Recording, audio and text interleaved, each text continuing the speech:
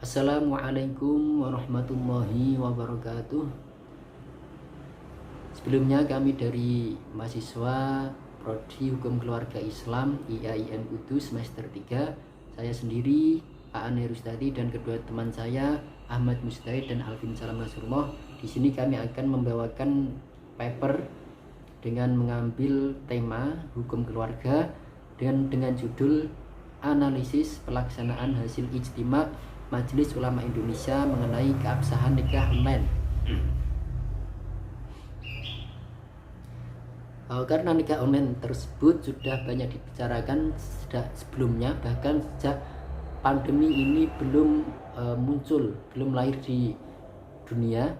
Ini nikah online sudah menjadi problem tertentu yang dimana ada yang pro, ada yang kontra mengenai nikah online tersebut. Dan sehingga Majelis Ulama Indonesia ini mengambil langkah, walaupun pandemi COVID-19 ini sudah agak reda, mengenai hukum atau syarat pelaksanaan nikah online pada 9 sampai 11 November 2021 kemarin. Dalam penelitian ini menggunakan penelitian jenis kualitatif, dalam arti lain penelitian yang tidak menggunakan prosedur analisis statistik atau cara kuantifikasi lainnya. Dengan analisis data dalam hal ini yaitu hasil ijtima Majelis Ulama Indonesia mengenai nikah online, tentang hukum, syarat dan pelaksanaannya yang akan mempengaruhi keabsahan nikah. Latar belakang pandemi yang melanda seluruh dunia sejak akhir 2019 dan masuk Indonesia pada awal tahun 2020 telah membawa dampak yang besar signifikan pada berbagai lini kehidupan masyarakat, dari pendidikan, sosial, ekonomi maupun implikasi terhadap pelaksanaan hukum di Indonesia. Tentunya dalam hal ini yaitu perkawinan atau pernikahan Islam di Indonesia.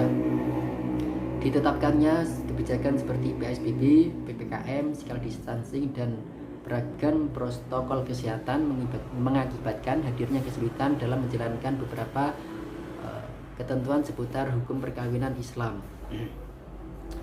Pemerintah mengeluarkan surat edaran pada tanggal 18 Maret 2020 menyatakan bahwa segala kegiatan di dalam dan di luar ruangan di semua sektor akan ditunda sementara waktu. Akad nikah ini sah apabila telah memenuhi segala rukun dan syaratnya secara lengkap menurut apa yang telah ditentukan seperti hukum Islam, perundang-undangan. Maka akad nikah yang demikian itu disebut akad pernikahan yang sah dan mempunyai implikasi hukum. Selain itu, pada sebuah kesepakatan bahwa pernikahan itu dipandang sebagai sebuah akad atau kontrak yang terkandung dalam isi Undang-Undang Nomor 1 Tahun 74 dan KHI sebenarnya merupakan pengertian yang dikehendaki oleh undang-undang. Acap kali disebut bahwa pernikahan merupakan suatu perjanjian semata, yang berarti point of interest, yaitu urgensi dari sebuah pernikahan adalah sebuah akad atau perjanjian. Dari perangkat di atas, maka ulama sepakat bahwa pernikahan dapat dinyatakan sah apabila dengan sebuah akad yang melingkupi ijab dan qabul antara seorang wanita yang dilamar dengan laki yang melamarnya, atau pihak yang menggantikannya seperti wakil atau wali, dan dipandang tidak sah jika semata-mata hanya berdasarkan suka sama suka tanpa adanya sebuah akad.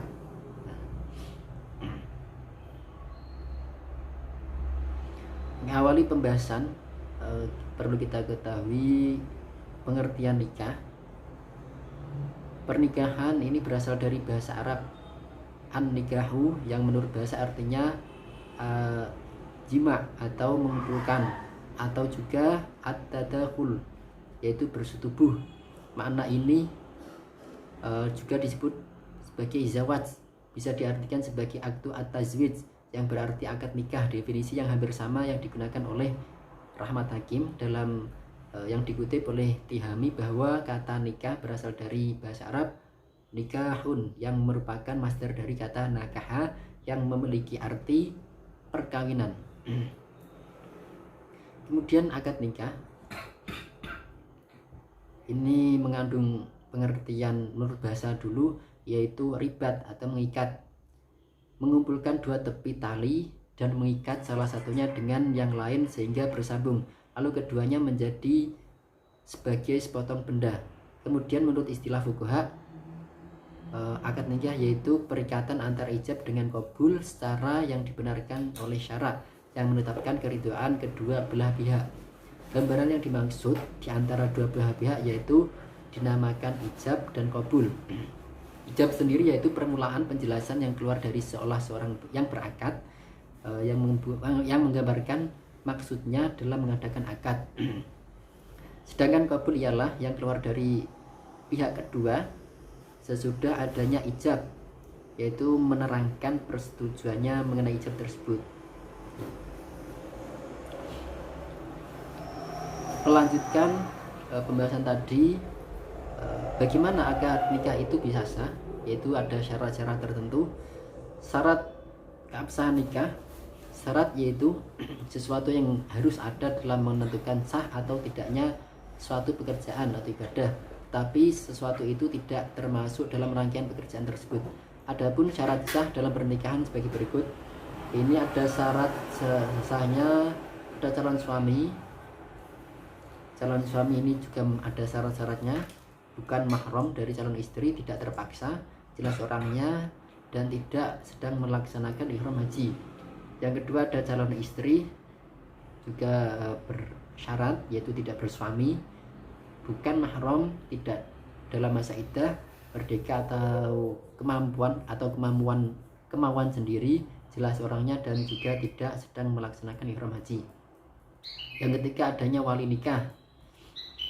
Wali nikah syaratnya yaitu laki-laki dewasa, waras akalnya, tidak terpaksa, adil, dan juga tidak sedang ihram haji. Selanjutnya ada ijab dan qabul. Ijab adalah sesuatu yang diucapkan oleh wali atau yang mewakili, sedangkan qabul ialah sesuatu yang diucapkan oleh mempelai pria atau wakilnya disaksikan oleh dua orang saksi. Akad nikah yang dinyatakan dengan pernyataan ijab dan qabul baru dianggap sah dan mempunyai akibat hukum pada suami istri apabila telah terpenuhi syarat-syaratnya. Syarat-syaratnya ijab qabul ini ada beberapa. Yang pertama, kedua belah pihak yang melakukan akad nikah, baik wali maupun calon mempelai pria yang atau mewakili salah satu keduanya, adalah seorang yang dewasa dan sehat rohani atau tamyiz. Apabila salah satu pihak masih kecil atau ada yang gila misalnya, ini maka pernikahan maka tidak sah. Kedua, akad ijab qabul harus dilaksanakan dalam satu majelis dengan sigot tertentu. Artinya ketika mengucapkan ijab qabul tidak boleh diselingi dengan kata-kata atau perbuatan lain yang dikatakan memisahkan antara sigot ijab dan sigot qabul dan menghalangi peristiwa ijab qabul. Ijab qabul harus dilaksanakan dalam satu majelis. Ini menurut pengertian salah satu majelis jumhur ulama, difahamkan dengan kehadiran mereka dalam satu tempat secara fisik. Nah, ini ada yang mengartikan seperti itu, mungkin ada pengertian yang lain juga. Yang selanjutnya, ucap qabul hendaknya tidak menyalahi ucapan ijab. Artinya maksud dan tujuannya sama, kecuali bila qabulnya lebih baik daripada ijab. Contohnya ini, jika pihak wali mengatakan aku nikahkan kamu dengan putriku fulanah dengan mahar 100.000 rupiah, lalu si mempelai menjawab aku terima nikahnya dengan mahar 200.000 rupiah, ini tidak menyalahi, artinya sah. Ijab qabul harus dilakukan dengan lisan dan didengar oleh masing-masing pihak, wali, mempelai maupun saksi. Pernyataan kedua belah pihak harus dengan kalimat yang maksudnya menyatakan terjadinya akad nikah, gitu. Yang selanjutnya ada mahar, yaitu mahar yang pemberian calon dari mempelai pria kepada calon mempelai wanita, baik dalam bentuk uang atau jasa yang tidak bertentangan dengan hukum syariat Islam. Selanjutnya mengenai rukun nikah. Rukun ini adalah suatu yang harus ada untuk menentukan sah atau tidaknya sesuatu pekerjaan ibadah, namun sesuatu itu tidak dalam rangkaian pekerjaan tersebut. Berdasarkan pasal 14 Kompilasi Hukum Islam, rukun perkawinan atau pernikahan adalah 1. Calon suami, calon istri, calon wali nikah, 2 orang saksi, ijab kabul.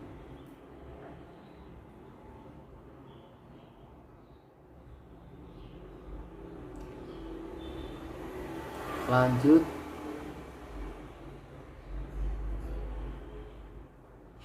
mengenai ini praktek nikah online.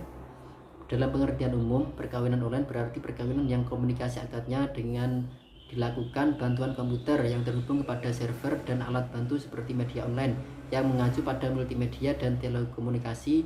Di dalamnya terhubung dengan portal online tertentu dengan karakteristik yang berbeda sesuai dengan fasilitas yang bersumber pada saluran internet tersebut.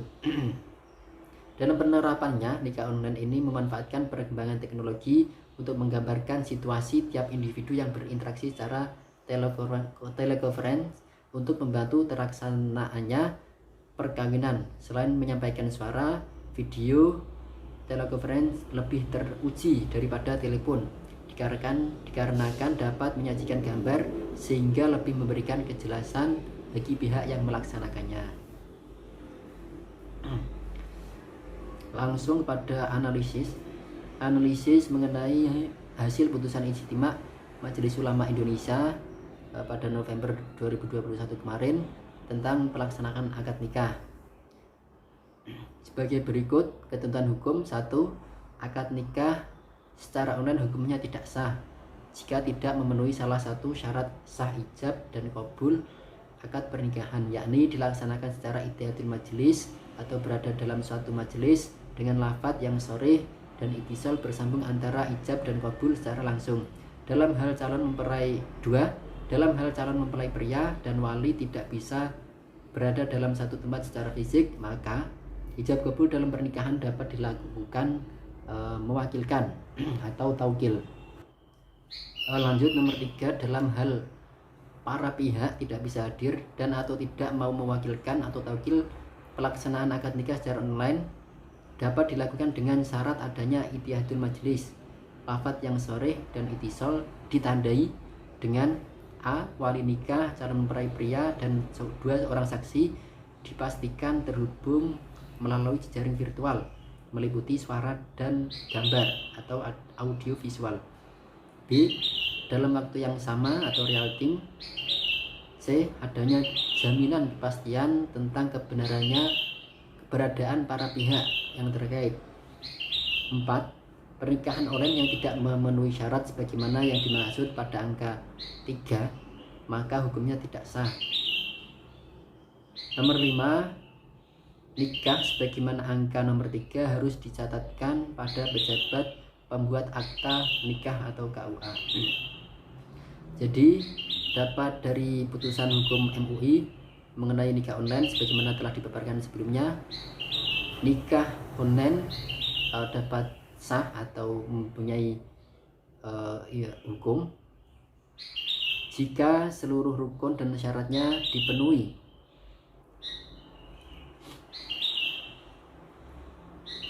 Namun apabila nikah online ini tidak, atau solusi yang selanjutnya dalam situasi COVID pandemi ini tidak dapat hadir secara fisik, maka dapat diwakilkan pada orang lain dari calon mempelai pria maupun wali yang mewakili. Ini dapat mewakilkan yang lain. Dan selanjutnya jika nikah online ini dilakukan, maka harus ditandai dengan syarat adanya itiyatul majelis, lafadz yang sharih dan ittisal. Ini ditandai dengan melalui antara calon pria, saksi dan wali nikah ini terhubung melalui jejaring virtual meliputi suara dan gambar dan dalam waktu yang sama. Kemudian adanya jaminan kepastian tentang keberadaan para pihak. Jika tidak demikian, maka hukumnya tidak sah. Kemudian yang terakhir, nikah online sebagaimana pada yang dijelaskan tadi, ini harus dicatatkan ada pejabat pembuat akta nikah atau KUA. Demikian dari kami, kurang berlebihnya mohon maaf. Terima kasih. Wassalamualaikum warahmatullahi wabarakatuh.